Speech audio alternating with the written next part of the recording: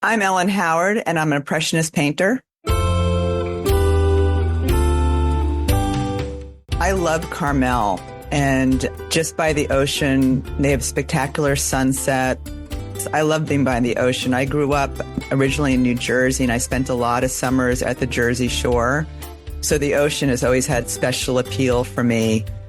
But I have been expanding, and I enjoy painting mountain scenes too, out in the Tetons and Idaho areas. That's been an inspiration also. Hello and welcome to Art, the podcast where we get to know women from around the world of visual arts. I'm Chris Stafford, and this is Season 3, Episode 3. My guest this week is the American Impressionist painter Ellen Howard. Ellen says, "My art is centered around living a faithful life and trusting in the unfolding of the great tapestry of life. As an avid explorer and traveller, I'm curious about the transitory elements of nature and love discovering quiet, unexplored areas. Seeing the light move across the land, cascading off a mountain range, streaming through the leaves, dancing on the top of the waves, and creating a beautiful ray of warmth in the sky and clouds is pure serenity, where I find my centre and solutions through art for life." Ellen has been a professional artist for 15 years, since she raised her two children, Rachel and Jonathan, and attending a range of art classes covering a wide variety of subjects and mediums. Her work has been shown extensively across the country and in a number of publications. Ellen was born in Summit, New Jersey in 1965 to parents Joyce and Jim Guter. Her mother was a nurse who dabbled in watercolours as a hobby, and her father was a musician and high school band director. Ellen grew up with her younger brother Mark in New Jersey and Massachusetts, but her parents divorced when she was just 14. Ellen immersed herself in swimming, running track and dancing with her friends as she navigated her teenage years. She graduated from Syracuse University with a BS in Marketing and Human Resources and, at the age of 24, moved to San Francisco, where she embarked on a career in finance, which, she says, stood her in good stead for running her own business. It was here that she met her husband and started a family. Now a full-time professional, Ellen divides her time behind the easel in her studio or in plein air. When she's not painting, she's giving classes and workshops, both in the US and in Europe. Ellen lives near San Francisco with her husband Mark and two dogs. Ellen, welcome to the podcast. Thank you for joining me. Oh, thank you so much for having me, Chris. I know that you've been a listener to the podcast too, so you know what you let yourself in for, if you come on my show. Yes, I'm well aware. Thank you. Well, you're in San Francisco. Do you feel that's really home for you? Because you grew up on the East Coast, didn't you? Yeah, I've been in the San Francisco Bay Area for about 30 years now. And so I love being here. It's a beautiful area to live. Now, you describe yourself as an avid explorer and traveler. So yes. Tell me, you love nature and landscapes, clearly, because they feature in your paintings. So where is the most inspiring setting that you paint? Do you paint plein air? Yeah, I do paint a lot of plein air. I love Carmel, and just by the ocean, they have spectacular sunsets. I love being by the ocean. I grew up originally in New Jersey, and I spent a lot of summers at the Jersey Shore.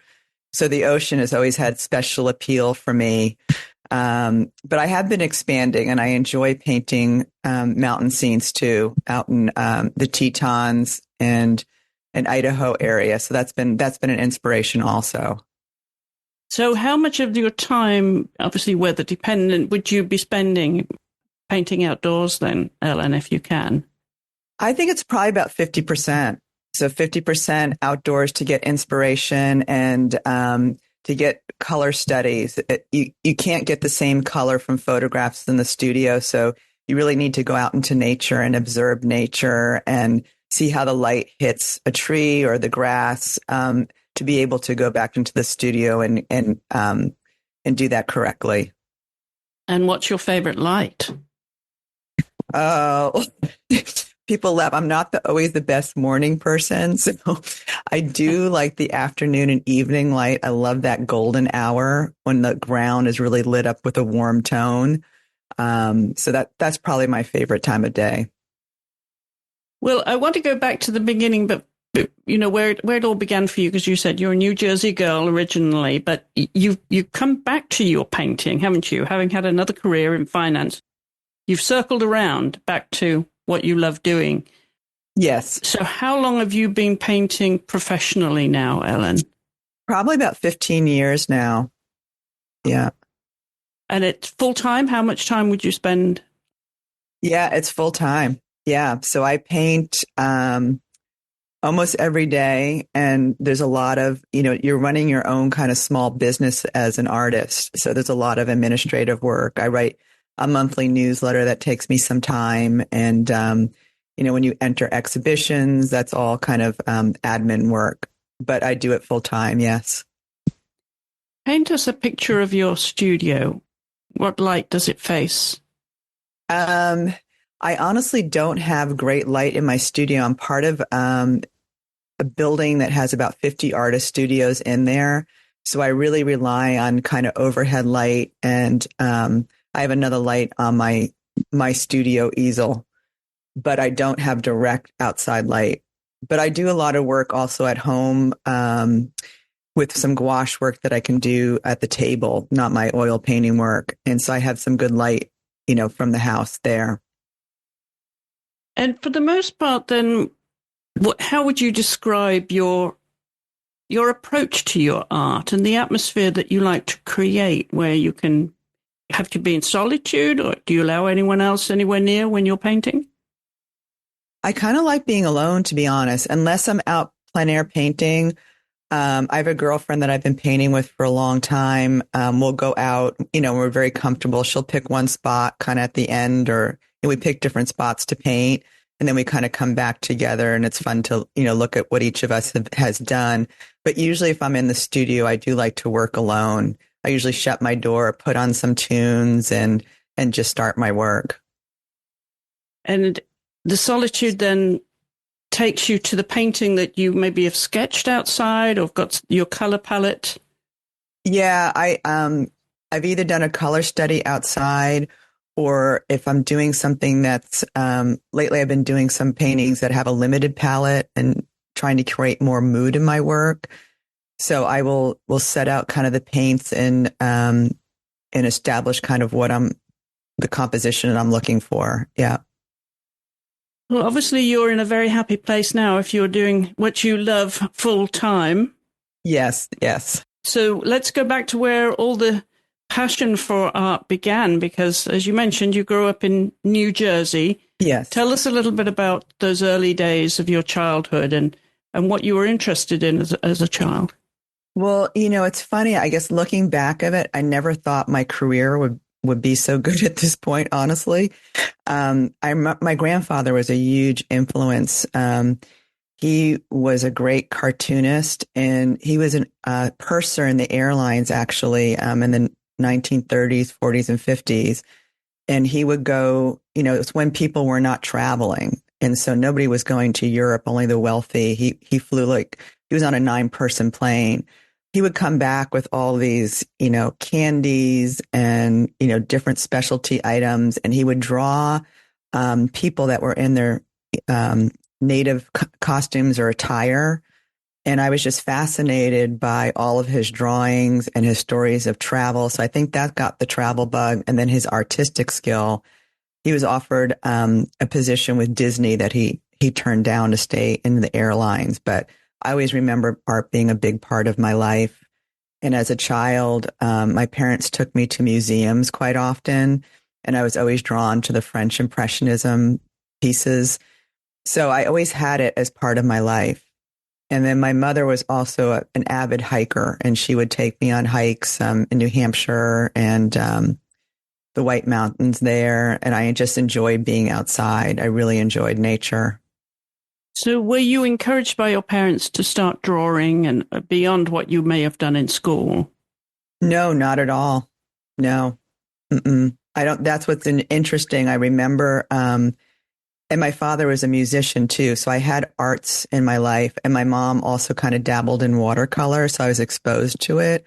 But I have to be honest, it wasn't something that I consciously, at that young age, knew I wanted to be. What was interesting you then most of all? What kind of activities did you get up to? Subjects that you might have enjoyed in school? I kind of leaned towards history. I liked quite a bit. And when I got into college, I ended up doing more business related classes just because my parents divorced at an early age and money was pretty tight. But I think at that point, I didn't think I was going to be an artist. I thought maybe I would be in the arts, running a gallery or owning a gallery, something on the business side of it. So that was my initial thought. But I did take, my major was marketing and human resources, but I did minor in art history. So I always had it in part in my life a little bit. And with parents divorcing when you're young, that it can impact a child in different ways. Yes. At what age were you when they did separate, and how did you feel about that? How was it impacted you, and which parent did you feel that you had lost the most, so to speak, in that process? I was 14 and it was definitely my father. My father left and he left to be with somebody else. So it was pretty traumatic at that time. And he moved to California. We were living in Massachusetts at the time. So I didn't really have a great relationship with him. I didn't see him very often. So I felt that I needed at that time to really be able to have a career that I could support myself and be independent. And at that time, I just didn't feel like art was something that I could rely on to do that for myself. And when you were, in your teenage years, of course, that's a very formative time for you and for a young woman. How were you keeping yourself busy and distracting you and getting the support from your peers to go through these transformative years? Yeah, thankfully, I had a great circle of friends and I was always very busy and very involved. I ran track. I was swimming quite a bit. I was a cheerleader. I was part of student council. So I was always super busy and involved in activities. And I think that helped quite a bit. And then, of course, it gets to the point where you've got to decide what you're going to do. Mm-hmm. Get into high school. And you said you were thinking that you've got to make a living and support yourself. Yes. How did that come about I know you went to Syracuse University and studied marketing and human resources, but that was for a bachelor's. So what were you thinking this would lead you to? I wasn't exactly sure in the beginning. And I remember getting out of school, I wanted a job in marketing and I ended up getting a job in finance. And I remember I was hired initially more in operations accounting, which I did not like at all.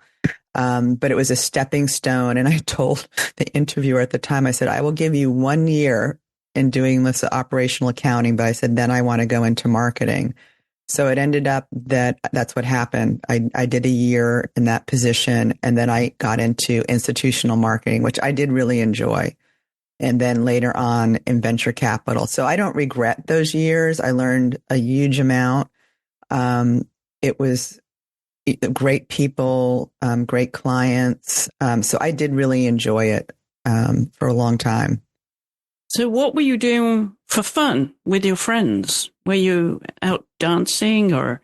Yeah, I love to dance. Did you? Yeah, I love to dance. We were out dancing quite a bit. Yeah, that was very fun. And I still ran. I did a lot of running. I look back at it like in San Francisco. I was living in San Francisco and the hills are pretty intense. And I was running up and down those hills when I was younger. So in terms of dancing then, I'm curious as to what music you might have been listening to back then. Oh, it was pop and rock mostly, But it was fun. I always danced in college. Syracuse back in the day had about 8 bars on campus and they always had, yeah, I know they don't have any more. I recently went back there. I think they have 1 now, but when I was there, it was pretty rowdy. And I belonged to a sorority too. And all the frat parties, there was dancing. So I was always dancing all the time. Do you still? Not as much. I have one friend that I'll go out with, but not as much, unfortunately. I really did enjoy it. It's a shame, isn't it, as we get older, that we kind of lose that when we've enjoyed it so much and would if we had Yeah. the opportunities, apart from weddings. Yeah, I agree. There has to be more of this. It makes us feel good. Yes, definitely. Well, you did the leap there from New Jersey, from upstate to New York, Syracuse University, but then across the country. How did that move come to San Francisco? Oh, well, that was funny. I had, so my girlfriends that I grew up with, a couple of them moved out to California to go to grad school. And I would come out and visit them. And I had one girlfriend that was like, "You're young, just quit your job and move out. You'll find a job." And so, like, after 6 months of her calling me up and saying, "Hey, just quit your job," I did. I quit my job. I went out, and I temped for a while. And I went back to accounting because everybody always needs those accounting skills. So I temped for about 6 months in different financial firms. And then I landed a permanent job in marketing, institutional marketing again in San Francisco. And had you been living with your mother before you went to college? No, I came back home for a year after college. My brother was 5 years younger, and she had asked me, he was a senior in high school, and she said, "Can you just give me a year to kind of watch him?" Because she was a nurse that did the night shift. And I said, "Sure, I'll come back." So after that, I did have an apartment with some girlfriends in the Boston area. And then I moved to San Francisco after that. Was that an easy move for you? Tell us a bit more about it. And, that's quite a transition when you're a young woman. Yeah, I guess, yeah, I was excited to move, but I was nervous that I didn't have a job at the time. And I remember that I had a place to live for 2 months. So my girlfriend who wanted me to come out, one of her roommates, actually another friend, was also in France for the summer. So I knew I had just a room for 2 months. And then after that, I needed to find my own place and get established. So that I kind of like deadlines. I'm somebody that works really well that way. Like if I have a set parameter, I'll ramp up. So that just kind of gave me a good base to live with her for a couple months. And then through networking, I found a nice apartment with some other girls and, eventually found a full-time position. So it seems you got very well established then very quickly. And yes. Made that your home out there. Mm-hmm. So tell us more about how the work then led you back to the art world. Well, actually, it wasn't until I got married and had my kids that it really led me back to the art, because I ended up, when my kids were in elementary school, I was still going to museums, but I wasn't doing art myself. I led their art program for 7 years, and I managed about 20 parent volunteers. So I got very involved in the program, and I was also teaching the program for my kids' classes. So that kind of initially got me back, but I still didn't think it was going to be my career. And then I started working part-time for a university in their exhibitions area, and I would help organize their exhibitions and meet the artists coming in and help with the receptions and hanging the work. So I had that background also. How did you meet your husband, Mark, who's a biotech executive now? Where did that journey begin? Tell us the start of the love story. Well, so the same girlfriends who got me out here, one of them was working with my husband at Ernst & Young, and she's like, "Oh, I found the perfect guy for you."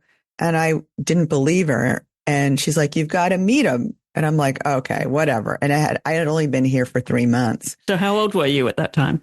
I was 24. Yeah. And so about 2 months later, I said, "Okay, well, I'll only meet him if there's like a group happy hour, or something, like 20 people there. I'm not going to walk into a restaurant and just meet him or whatever."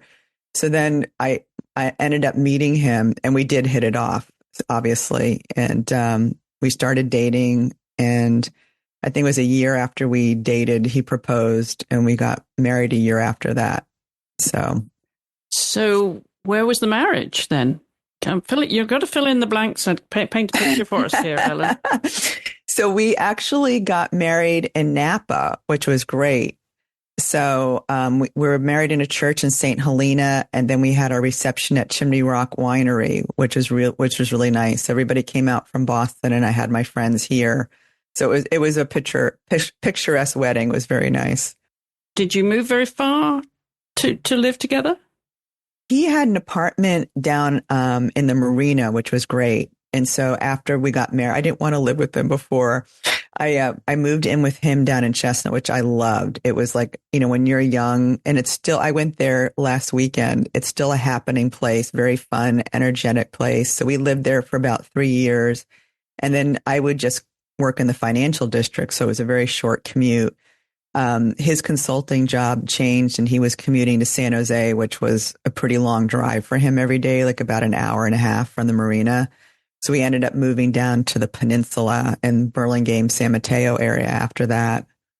You seamlessly went from being a single girl into marriage, but I'm curious when you said that you didn't want to live with him before you were married. That's a very old-fashioned standard in these days, isn't it? Where did that come from? Yes. I really enjoyed living with my girlfriends, and I just figured I'd be living with him for the rest of my life. And I just wanted to stay with my girlfriends until after we got married. I don't know. It was a little old fashioned and he was disappointed. He really wanted me to move in before that. But I was kind of glad that I stayed with my girlfriends until we got married. Yeah. Like you say, you've got him for the rest of your life. So you might as well have enjoyed your girlfriends while you could. Yeah. Mm-hmm. And then you started a family. So tell us about, you've got two children, Jonathan, who's a portfolio manager, and Rachel, who's in vet school. I love to hear that. Is it horses that she's interested in? Oh my gosh. Yeah, she's a horse girl. So it was, oh my gosh. So she never wanted dolls as a kid. At like 2 years old, she wanted all those little horse figurines, and she would collect animals, and she was so mischievous. Like she would get into everything. And so she started riding. She wanted to ride at 6. And I was like, no, because you're too accident prone. And I let her start riding around 8. So I was always in the stables, and I was afraid of horses. So it was a big deal for me to go down and be with her so often with the horses. But yeah, she's always been a big animal lover, and I'm very proud that she, got into vet school and she's doing so well. And how do you feel about horses? She owns a horse now. She in college, she was doing a research study, and they offered the students to buy these horses at 6 months, and she went and bought the horse without me knowing. So I've learned to like the horses, but I'm still a little nervous, and I think the horses know I'm still a little nervous around them. So it's pretty funny. Yes, they absolutely do know. Yeah. That was my start in life, was riding, and my mother was terrified of horses. She wouldn't come anywhere near them, so I was very much on my own. Oh, that's yeah. So you never had animals then as a child? No, we always had dogs. I love dogs, and I love animals. She probably gets that from me. It's just for some reason with the horses, they're a little intimidating, but I have ridden her horse. So, oh, wow. Yes, congratulations. You've overcome the fear. Yeah, I've overcome. And she teaches me something. She's like, okay, Mom, come in this stall. And I'm like, do I have to? And she goes, this is how you do this. This is how you do that. So she's very persistent on teaching me a little bit more about the animals. So how do you feel about her becoming a vet then? Because that's a very committed lifestyle. Yeah, I'm happy for her because, it's part of her DNA. I don't know how to describe it. Like she walks into a room and there's animals there. They just follow her. Like she's born to do this. Yeah. And then she's very good with surgery, which is something that's not appealing to me either, but she's very, driven to it. If you meet her, it's just in her. I don't know how to explain it. It just runs in your veins and there's nothing you can do to stop it. Yes, definitely. So what kind of activities were you doing with your children and when they were growing up, Ellen, that maybe you did with your parents? Oh, I took them, John especially, my firstborn. we were always hiking. He would always be in my, like, I'd have him in my backpack, and I'd always laugh because he would tap me on the head and go, "Faster, Mom." We were always, and then the beach. I took my kids to the beach all the time. We'd fly kites. We had the dogs with us. Because I'm a big swimmer, the kids were always in swim classes.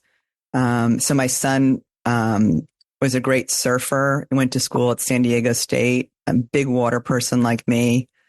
And, so those were probably the primary ones. And and art with my kids. I did do a lot of art, with them growing up too. Because you mentioned that your parents took you to museums and galleries, so you had that cultural experience, so to speak. Mm-hmm. What were the influences that you were carrying with you into adulthood from those experiences? I think appreciation for the arts. My daughter was actually, she's doing, obviously, being a vet, but she was very creative. She was a great drawer as a child. And then my son was into music. So my son was one of the top bass players, when he was in high school in California. So he was in a high school orchestra and also a private orchestra, and they traveled internationally. So I was really happy that, one child did music and the other child was doing art as they were growing up. Maybe he inherited that from his grandfather. Yep. Mm-hmm. But tell us then how you morphed back into the art world, because you did some curating before you actually picked up the brush again. Talk a little bit about that, because obviously raising the children was the priority. Yeah. At what point were you able to sort of, to use an equestrian term, drop the reins and then move into your own interests again? I think as they were starting to graduate from elementary school, I had a little bit more free time, and I enjoyed the art. And it actually, honestly, it wasn't until a girlfriend of mine was going through breast cancer treatments, and she said, "I want to try something different. I want to do an oil painting class. Will you take it with me?"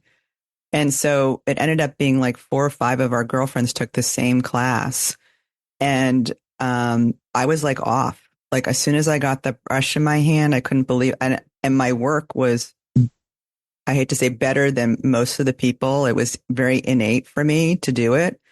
And that was it. Like, soon as I started with that class, and I just knew that I had to continue. So it just spiraled. I kept taking more classes. I think, what that saying is, the doors kept opening for me. And I kept finding more instructors to take classes with. I went to a local community college, and at the time they had a master artist there who was drawing figuratively, and he took an interest in me. And I did a lot of charcoal drawing, and then started with pastels, doing floral still lifes. Just loved it. And then his wife was actually doing a lot of plein air work, so I started taking classes with her. And then it just kept growing. I started doing it more often and making it a priority in my life. So it's been wonderful, but I wouldn't have thought that at the time when I started. Were these your first serious art lessons then, or did you have some art when you were a child? No, I had, the regular curriculum, for high school, you take an art class, but no, I didn't have any. Syracuse University actually has a very good art program, and I didn't take any. I took art history, but I wasn't doing any practical art at the time. So yeah, it was my first time that I was doing professional art classes. So as you were going through these classes, and it just was going from one thing to another, you were using different mediums. Were you drawn to any one subject, or were you having a go at everything at that point? Initially, I was drawn to still lifes and floral work. And, but then as soon as I got outside painting plein air, it was landscape. And I just loved being outside. I just love observing what's going on with the light, the time of day, if the fog rolls in or a light shining on a tree. I just really enjoy being outside. So I think that took over afterwards for me. You mentioned that your mother dabbled in watercolors. So was there a particular medium that you were drawn to? I actually, now that you say that, I took one watercolor class. I hated it. No offense to any watercolor people, but it was just, you have to have a lot of patience with watercolor. And I didn't like that the transparency at the time. I wasn't getting a lot of the darks. So it wasn't something I wanted to pursue, but I did like the pastels initially. And then as soon as I got into oils, I knew that's what I wanted to do.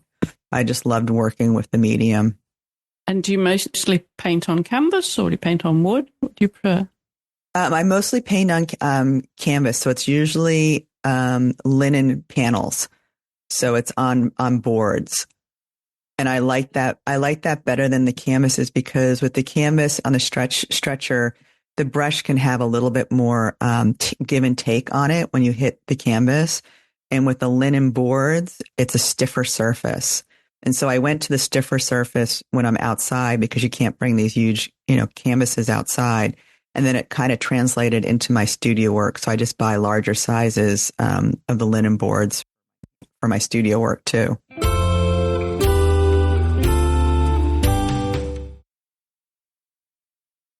So who have become your influences or at least the artists who you're drawn to now, both, historically and contemporary, Ellen?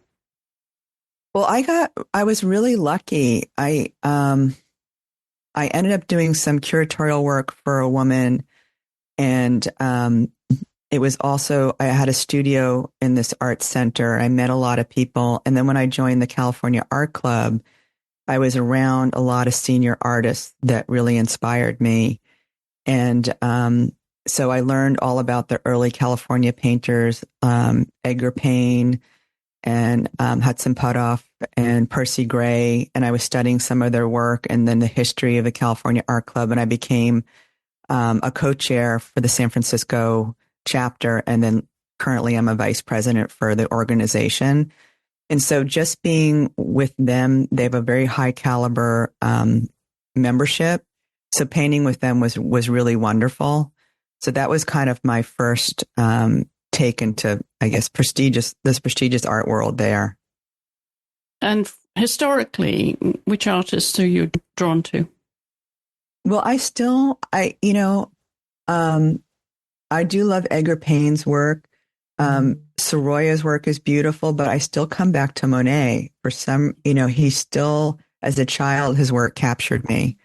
And now I'm starting to, in my studio work, go more for a moody effect. And I love Monet's later works of the water lilies. And I've been to Paris many times, and it's always where I go. There's several museums that have his work, and I'm always drawn to standing in front of his work and observing what he's done. So he's probably one of my biggest idols. Tell us about the other galleries you've visited around the world. Well, when I was younger, I was at the Van Gogh Museum, which was beautiful, and I love his work too. And I'll be teaching a workshop in Provence next September, and we'll be going to Saint Remy, where Vincent van Gogh spent a year in the asylum, and he did some of his most famous work, Starry Night and Wheat Fields and Cypress Trees. So that was really wonderful. I've been to Boston, and I've been to the Met recently last November, and I enjoyed seeing, Mary Cassatt was there, which was beautiful, and Klimt. I love Klimt's work also.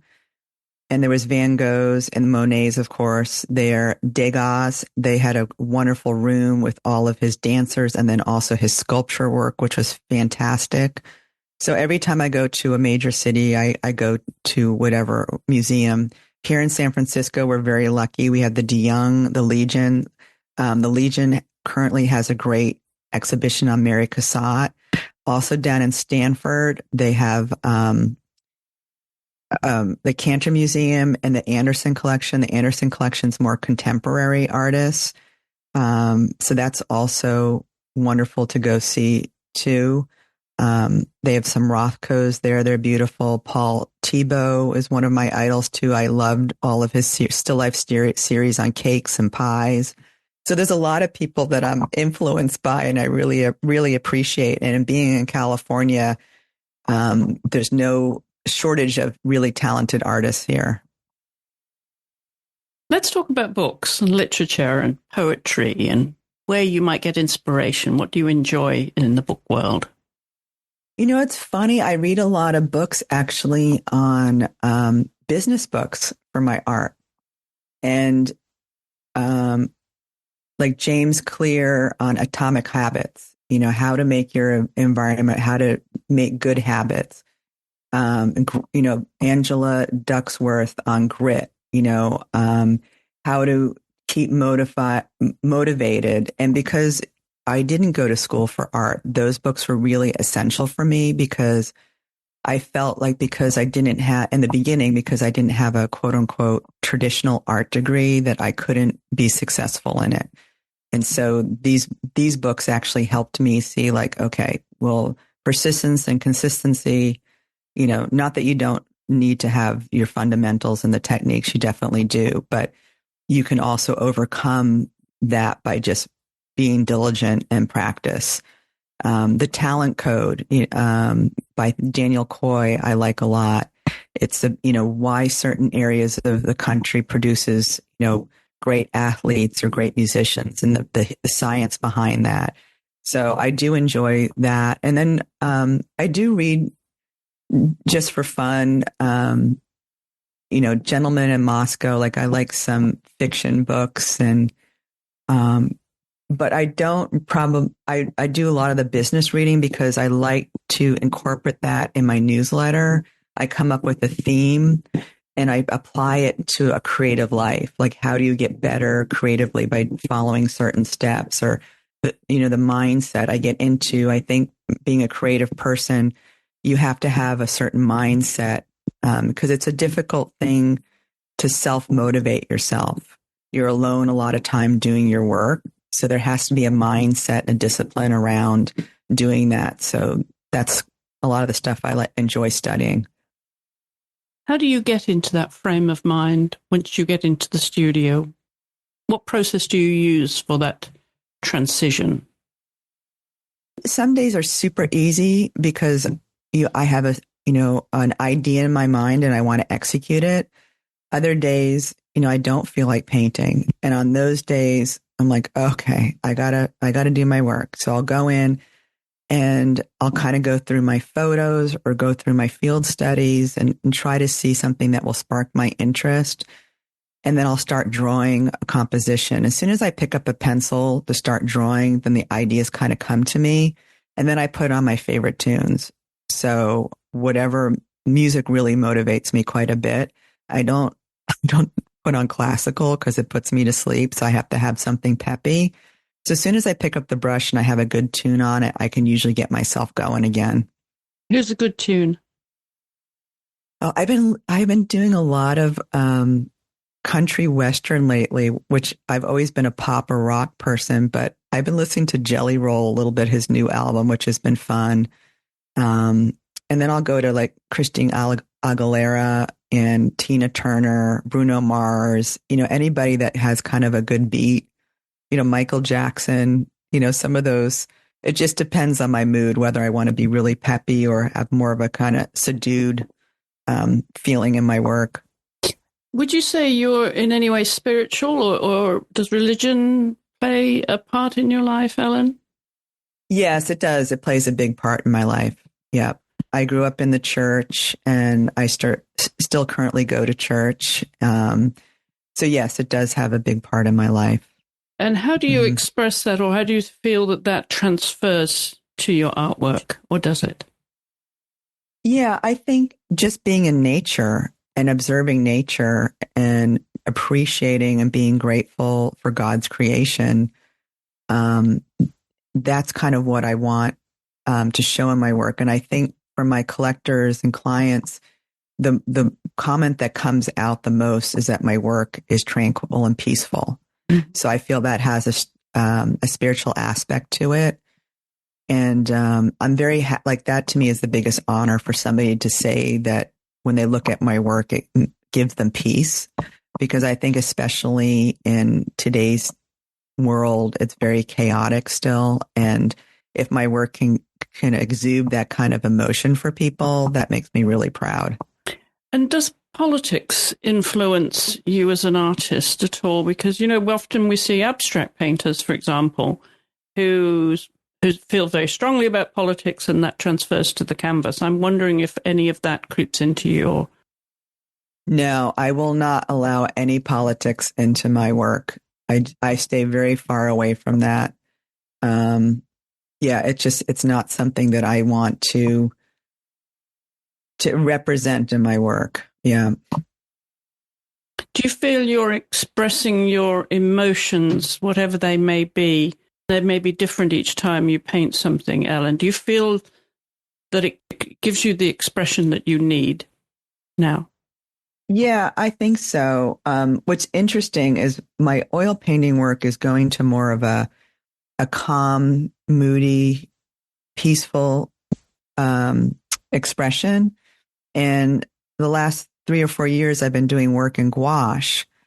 And the gouache colors are very vibrant. So I find that I'm creating very vibrant, colorful works in my gouache work, and then having more of so it's almost like two sides of me, kind of like this happy expression of bright colors on one side, and then this more serious or subtle expression in my oil painting, which I find interesting. When you look back at your life then and your journey back into art, what would you say would be the major milestones in your life and career thus far? Oh, wow. I think 2016 was a big year for me because a lot of things started clicking.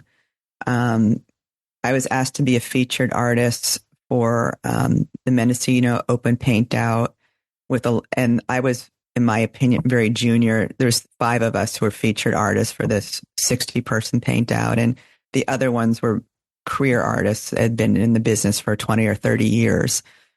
So that was a big turning point. And having an upgrade, I had a really small studio before, but I moved into a really nice building with another artist. So I had a great space, which allowed me to expand my work. And then being exposed to the California Art Club, I was asked to join Paul Kratter as a co-chair for the San Francisco chapter. And that just opened my eyes to a lot of other artists. And I started getting into more competitions and winning awards. Just things started to click. And then since then, I've been a regular teacher. I've continued to get into more competitions and invitational plein air events. So it's every year it's continued to grow, which has been really nice. What is the most satisfying part of your artwork, Ellen? Is it when you finish a piece, maybe show it to your husband, Mark, or other family members, or, stand back from it and feel what you feel and get their validation, if you will, or critique? Or is it when it goes public? That's a couple things, I guess. When I'm in the mood that I'm experimenting in my work and something, in my opinion, works in my painting, and then when I finish something and I'm proud or I achieved what I was looking for, that's very satisfying. But I have to admit, I still look for validation. You post something on social media, do people like it? And I'm trying to get a little bit away from that. That's hard to do, though, isn't it? It is. And what's been interesting, too, is what I'm learning is, I'll do a painting and maybe initially it doesn't get recognition. And then, 6 months later, it gets in a competition and all of a sudden there's all these likes or all this fanfare about the painting. And, so it's sometimes it's not initially from outside validation. So I need to really step back and just trust myself that it's a good work. How do you feel about being in competition and being judged? That's not for everyone. No. And there's some artists that do what I call the circuit. They're in like 10 to 15 competitions a year. I probably do 2 to 3. And I like that ratio because I feel competitions do put you up against other people. So it's a benchmark on, where are you in your growth process? It kind of keeps you honest, and it also gives you a deadline. So I do like that. I think it keeps you fresh to do. I don't think you should do all of them like that to always be constantly judged. But I think doing some of them to keep your chops up and to see what's out there with other people in the industry, I think is really important. So what's the most important aspect then of being an artist for you then? Is it public growth, so to speak, that validation both through competition and through sales and recognition publicly? Or is it what comes from the soul and when you go into the studio, what you want to produce? Because if you have commissions, that's a whole different pressure, isn't it? Yes, and I don't do commissions. I don't want to be told what to paint. You're a Leo, like me, Ellen. So yeah, I'm a Leo. We don't like being told what to do. No, we don't. So I don't. That's not something that I go for. No, I really, for me, I'm trying to be the best painter I can be and express what I want to feel. And so I still have a lot to learn. And this kind of path of playing with different colors and moods is something that I'm really excited about. And that's something I want to explore more, to get behind the feeling, even when you go out in the field, like writing in a notebook, why are you painting the scene? Like what captured your curiosity about the scene? What do you feel about this scene? And then coming back into the studio and kind of capturing that emotion behind the work. So that's very appealing to me. Tell us about the workshops and your teaching.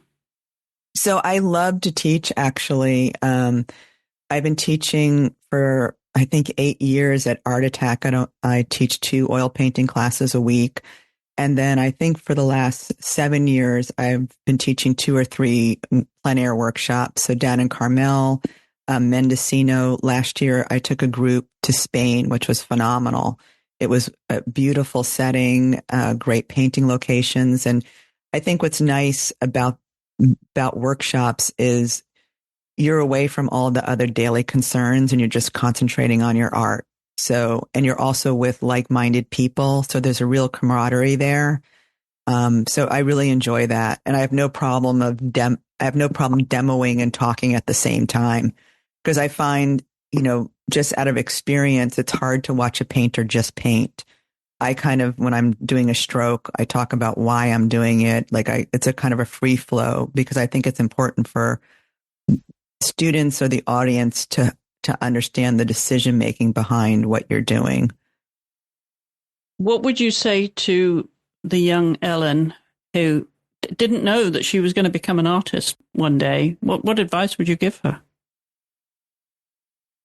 Just be patient, that things will turn out well.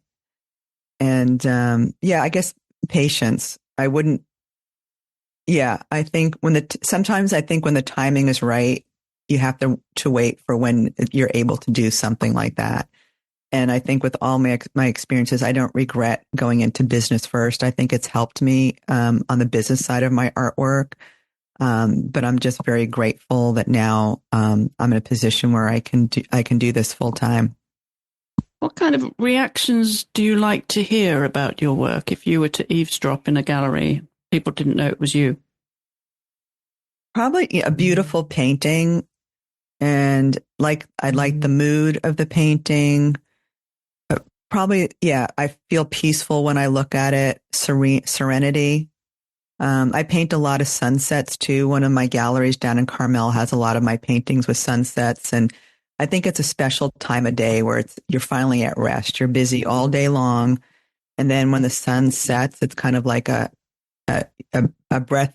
deep breath that you're like, okay, I did a good day's work, and this is my reward, seeing this beautiful sunset, and the beauty of the warm colors against sometimes the cool of the night or the landscape is really nice. Has it become a vital existence to you now. How would you feel if you couldn't paint? Oh, it would be, yeah, half of me or three-quarters of me would be gone. I think it's who I am now. I can't imagine not being able to create or paint. It's a super important part of my existence. Would you be grumpy? How would you be? Oh, I would be super grumpy. Yeah. I would not be fun to be around. Even if I'm not painting one day, like I like to go out and go, oh, I called my girlfriend. I was teaching. I have a night class that I teach, and I was coming down the hill and the moon was like this bright yellow. And I called her up. I go, go outside. She's a fellow artist. I go, look at the moon. Like, it makes you see things differently, and my kids laugh all the time. They'll send pictures. She goes, Mom, those were great clouds. Cause I love clouds too.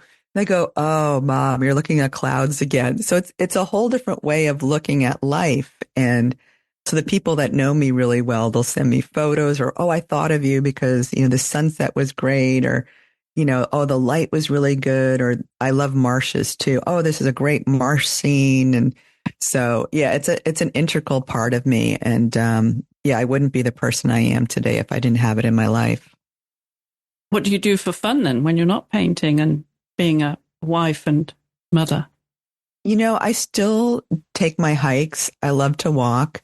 I have 2 dogs that I love spending time with, and I still go to art museums a lot. And I have a pretty wide circle of girlfriends that I enjoy doing stuff with besides my husband. I love spending time with him too. So I'm pretty social. I do enjoy the company of a lot of different people. And what does 2025 have in store for you? I think continuing to do deep studio practice and exploration of color. I'm hoping to take a couple trips. I always like going to new locations because it always just sparks some kind of inspiration in my work or some discovery. So travel is still a big part of it, and just continuing to do some plein air painting. And I've got a couple competitions that I'll be doing.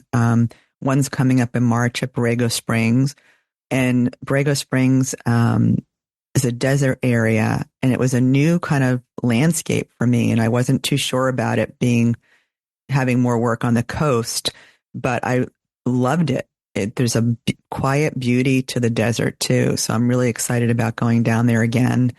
And then I'll be in Carmel, and I'll be taking a group, the California Art Club, to Yosemite, which is another beautiful place to paint.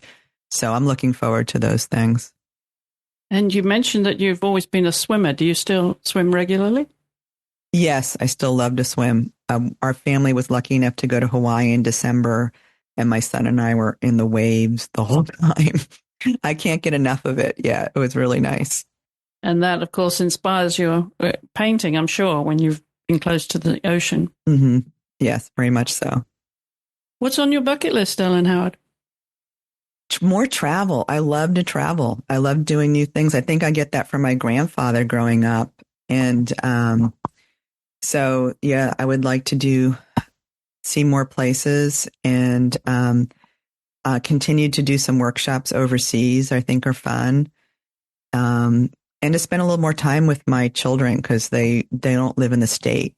So my daughter will be getting her white coat this March. She'll be going out, and then she'll be getting her doctorate next year for the vet study. So I'm excited for that. Well, lots to look forward to then. Yes, very much. In the future. And meanwhile, we've taken you away from the studio, obviously. So back to the studio, is that pretty much every day then you have to be in the studio?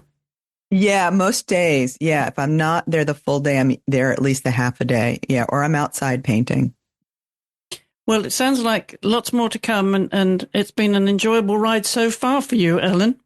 Oh, it's been thrilling. I'm so happy that I get to do this now. It's really been a gift. Well, thank you for sharing your journey with us and being my guest this week on the podcast. Oh, thank you so much for having me. I really appreciate it. And if you have a moment to scroll down the show notes, you'll find both the full transcript of this episode, as well as links to Ellen's social media. And you'll also find us on Instagram at The Art Podcast. Don't forget that's art with 2 A's, where you can leave a DM. If you have any suggestions for guests, we'd love to hear from you. You can also reach us via email at theartpodcast@gmail.com. Don't forget, art is with 2 A's. And we're also on YouTube now, where you can find bonus content. You can find a video of my guest and I chatting about the show, and maybe we have some afterthoughts, a little bit of bonus content for you. And you can subscribe to that. Just look for The Art Podcast. Again, the art with 2 A's. And all of our episodes are also on YouTube. You know, you may be listening on your podcast app, but you can also go over to YouTube. Every episode is there. There are, I think, 93 episodes now. So lots to listen to. And of back seasons 1 and 2, now that we're into seasons 3, we have a lot more interesting guests for you this year. Don't forget, we are bi-weekly in season 3. So I hope you've subscribed to Art on your podcast app so you don't miss an episode. And you can also share it with a friend who you think may also enjoy the show. I'll be back in 2 weeks' time with another creative woman from around the world of visual arts. So I do hope you'll join me then. In the meanwhile, my thanks to this week's guest, Ellen Howard, and to you for listening. Goodbye for now.